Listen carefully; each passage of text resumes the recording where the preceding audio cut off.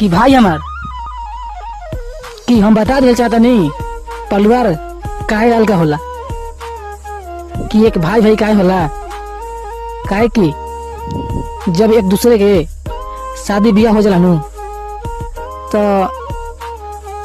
परिवार में दूरिया बढ़ जाला।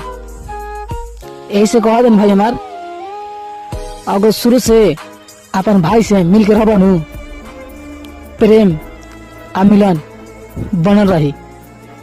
ऐसे कहा दिन भाई हमार अपन भाई से हमेशा मिल के रहबा तो मजाल नहीं के कोई तारा पर एक दूसरे के आंख दिखा दी। ऐसे कहता नहीं मिल के रहा भाई हमार।